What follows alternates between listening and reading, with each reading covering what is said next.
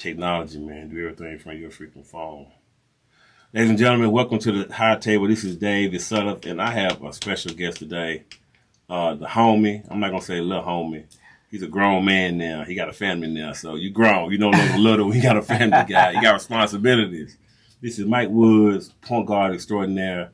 I got him on the show because I've sat back and I've admired his journey of becoming a professional referee, at least at the highest level in college. You know, it's always a grind, and he's invested so much of his time and effort into the craft that he's one of the better referees in Nashville.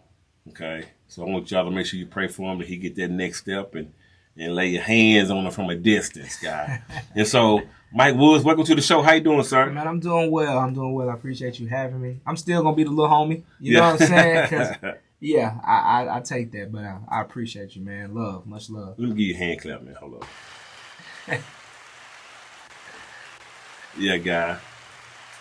That's what we do at the High Table. So let's get started, man. You're a big sports fan, right? Mm-hmm. Grew up playing sports. You and Pops. Shout out to the Pops bros. Here's a Omega Psi Phi, exceptional brother. Shout out to him. R.I.P. to Pops. You gotta show love for that. Absolutely. The purple. I feel you. Yes, sir. The purple gang. Yes, sir. You gotta represent. So growing up, what were your early experiences when it come to sports? From day one, it was football, basketball, baseball. Okay. So played in UNA, all three sports. And a lot of competition out there. A lot of competition my way. A lot of competition. Yeah. And my early memories was really just going to the YMCA, watching my dad play ball Saturday mornings. And that was the introduction. So, you know, I just wanted to be like him. I'm tagging along. He playing 9:30, 10 in the morning. And then, you know, we would play across the street that a goal we had.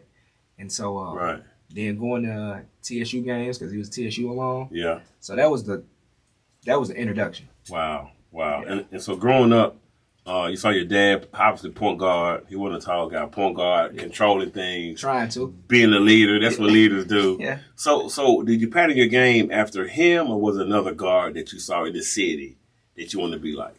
Because we all have influences, is what I'm trying to say. I would say early on, because he was teaching me the game. Got it.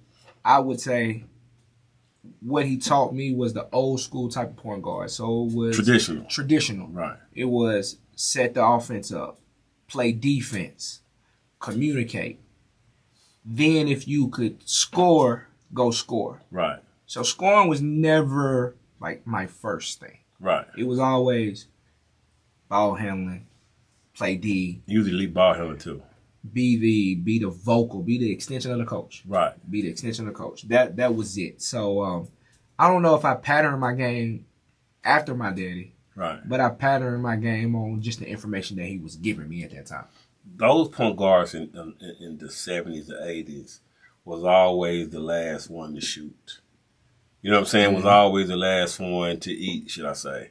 When did you start to see the transition from a traditional point guard to a scoring point guard, just based on what you saw coming up?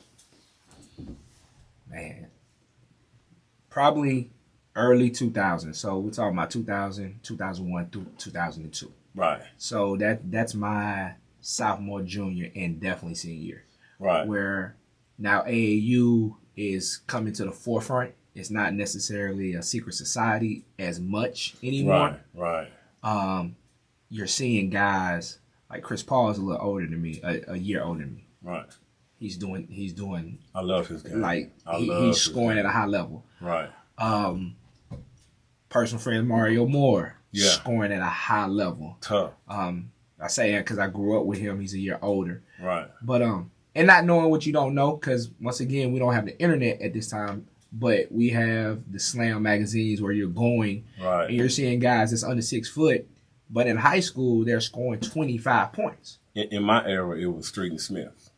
If you was in Street and Smith, it was a thick little like a almanac of all the players, like from one side of the country to the next. Yeah. It was thousands of players, man. And so if you was able, I was never able. You got to be on the scene. On the scene, right? On the scene to get in that book. But man, you see some Penny, just a lot of guys. Just to name a few, man, that was in there, man. So if you was in that magazine, to your say, to what you're saying about Slam, you're pretty good. Yeah. We got the end of the streets in Smith. It was still a thing. Right. But yeah, I remember going to Kroger's or anywhere that sell books. And while my mom or dad was shopping, you would just go into the back of the book. Oh, You're absolutely. looking at the pictures, but you go into the back of the book trying to see what was going on. Right. So right around my high school years, that's when to be recruited, you had to be a threat. And the threat was you can score 20, 30 points in high school. Right. That's probably going to transition to 17 or 19 in college. So you're still doing your thing. Exactly. So for someone like myself,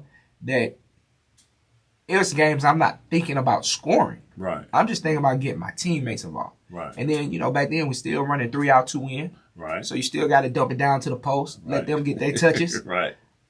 I didn't